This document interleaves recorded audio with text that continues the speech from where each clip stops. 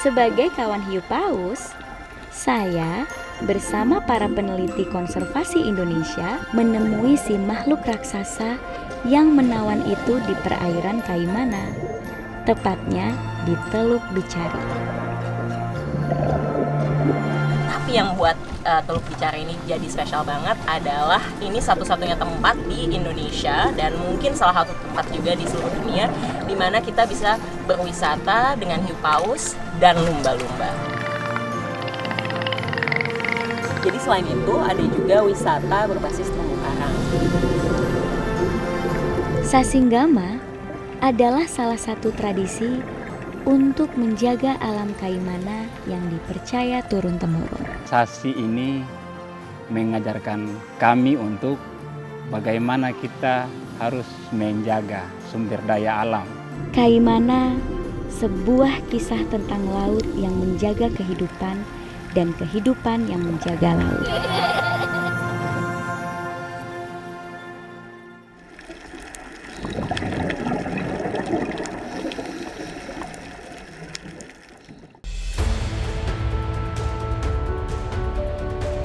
Sejauh 3.000 km, saya melintasi udara menuju satu kabupaten di bagian Papua Barat.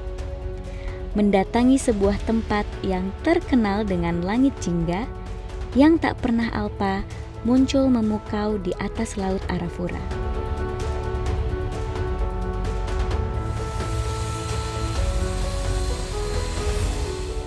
Kaimana, sebuah kota kecil pemilik kekayaan alam yang melimpah, menjadi tujuan perjalanan saya bersama Konservasi Indonesia kali ini.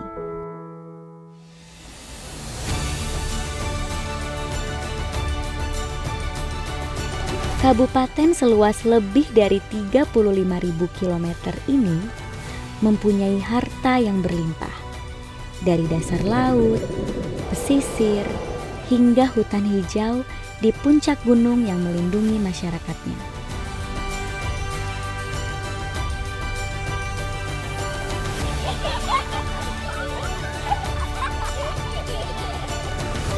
Di daratan, lebih dari 1,5 juta hektar hutan yang melindungi Kaimana. Di pesisir, ribuan hektar mangrove mengelilingi area pesisir kabupaten ini. Sedangkan di lautan, Konservasi Indonesia mencatat di tahun 2020 ada 1.157 jenis ikan dan 492 jenis karang yang tinggal di dalam perairan Kaimana. Limpahan harta berharga dari hulu ke hilir wilayah ini tentu tak hidup begitu saja.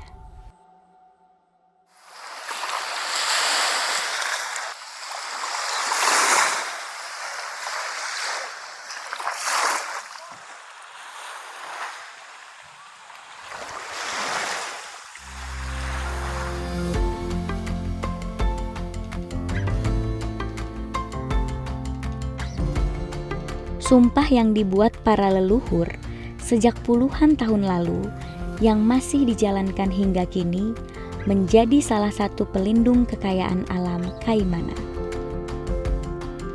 Seperti tradisi Sasinggama yang dibuat untuk merawat harta mereka yang berada di bawah laut. Sebuah identitas kultural yang menjadi bentuk penjagaan masyarakat adat terhadap kekayaan laut mereka. Dengan mengatur waktu buka tutup pengambilan hasil laut, masyarakat Kaimana berusaha melindungi alam yang menjadi sumber penghidupan. Tradisi Sasinggama sesungguhnya tidak hanya berdampak pada hasil panen lola, teripang, batu laga, yang bisa dijual untuk ditukar dengan mata uang. Tapi juga banyaknya ikan lompa yang selalu cukup memenuhi kebutuhan perut masyarakat Kaimana. Kultur ini juga berperan besar untuk menjaga beragam jenis karang yang menjadi rumah bagi ribuan jenis ikan yang hidup di perairan Kaimana.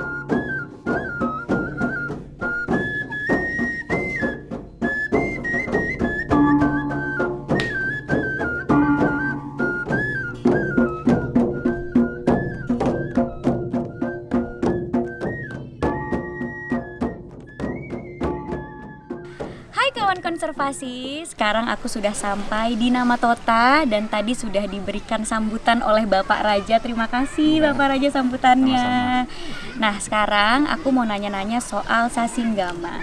Sasinggama itu adalah tradisi untuk melindungi alam Kaimana yang sudah dilakukan sejak lama ya Bapak Raja. Benar. Boleh diceritain nggak sih Sasinggama itu seperti apa?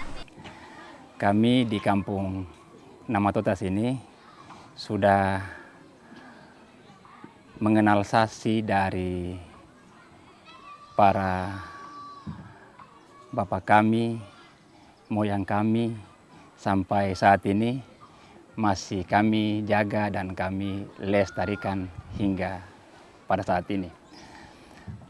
Artinya bahwa Sasi ini mengajarkan kami untuk bagaimana kita harus menjaga sumber daya alam yang ada di Kampung Namatota, kearifan lokal yang memang mengajarkan kami masyarakat Kampung Namatota untuk berdisiplin.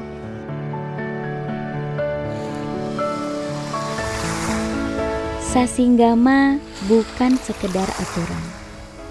Ia adalah suara leluhur yang berbisik dalam kesunyian laut.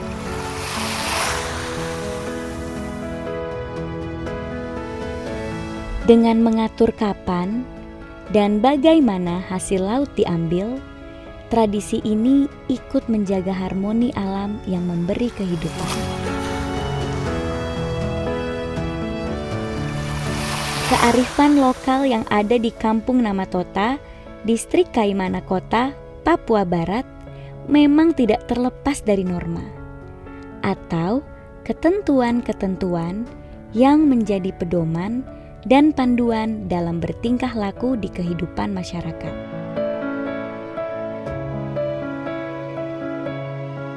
Adat menjadi norma yang tidak tertulis, namun cukup kuat mengikat mereka yang turun-temurun hidup di sini.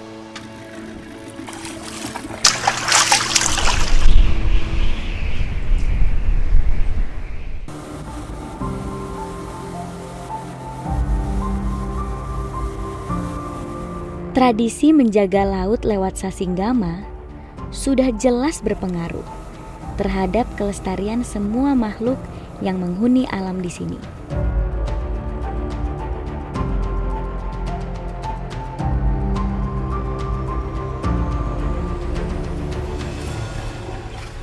Oke guys, selamat menikmati Batu Beramai Kaimana. Oke.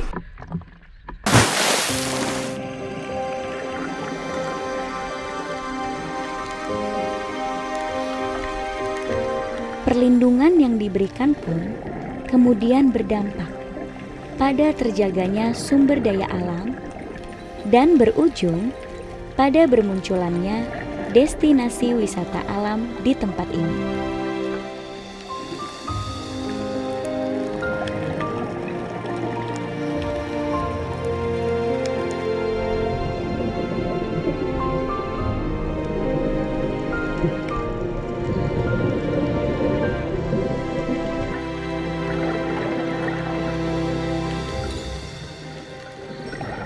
Masyarakat pun memperoleh sumber pendapatan dari wisatawan yang datang. Sekaligus bisa menjual hasil panen yang didapat pada saat Sasinggama dibuka.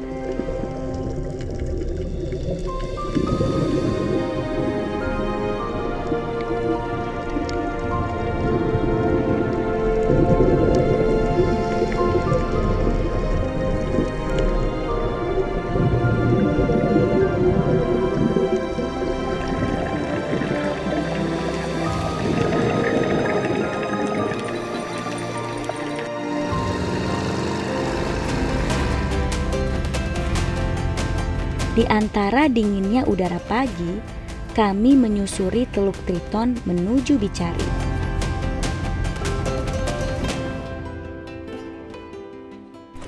Halo kawan konservasi, aku Prilly Latukonsina dan sekarang aku ada di perairan Kaimana, tepatnya di Teluk Bicari. Kemarin kan aku udah ke Teluk Saleh untuk tagging hiu paus dan sekarang aku mau ketemu sama hiu paus lagi, tentunya bersama one and only Ibu Meizani dari Konservasi Indonesia. Halo, selamat datang. Terima di Teluk kasih. Bicari. Akhirnya kita akan diving lagi. Boleh diceritain gak sih ke kawan konservasi gimana ekowisata hiu paus di perairan Kaimana? Jadi kalau di Kaimana ini sedikit mirip sama di Teluk Saleh dan di beberapa tempat lain. Yang menjadi spesial itu kita bisa berwisata dengan hiu paus. Interaksinya biasanya ada di sekitaran Bagan. Jadi tempat nelayan tradisional itu mengambil ikan. Nah di situ bisa ketemu beberapa hiu paus. Tapi di sini memang ada musim-musim tertentunya. Tapi yang buat Teluk Bicari ini jadi spesial banget adalah ini satu-satunya tempat di Indonesia dan mungkin salah satu tempat juga di seluruh dunia di mana kita bisa berwisata dengan hiu paus dan lumba-lumba. Wah, jadi mereka berdua saling berinteraksi di tempat yang sama ya. Kapan lagi bisa dapat dua-duanya gitu kan di satu tempat? Udah gak sabar banget mau diving. Yuk kawan konservasi.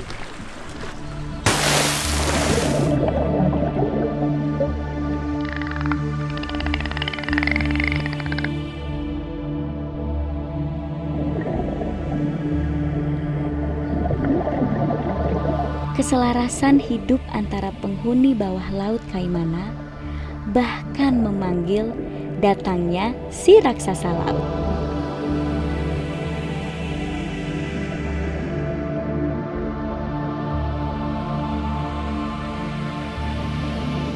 Hiu paus yang merupakan ikan penjelajah samudera bahkan tak segan berdiam di perairan ini.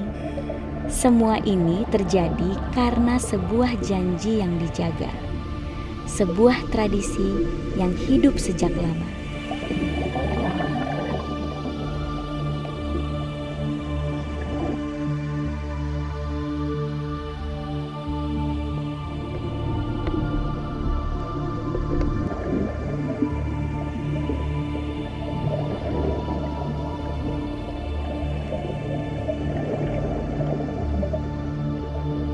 Sama seperti pertemuan dengan hiu paus sebelumnya, selalu ada rasa hormat yang dalam terhadap keindahan dan kebesaran hiu paus selama bermain dengannya.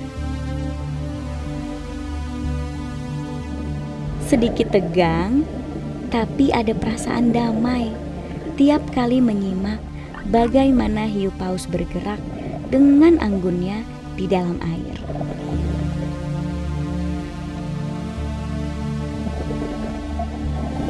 Keberadaan hiu paus di Kaimana tak akan pernah lepas dari keberhasilan pemerintah setempat serta masyarakat Kaimana dalam menjaga alam beserta keanekaragaman hayati di dalamnya.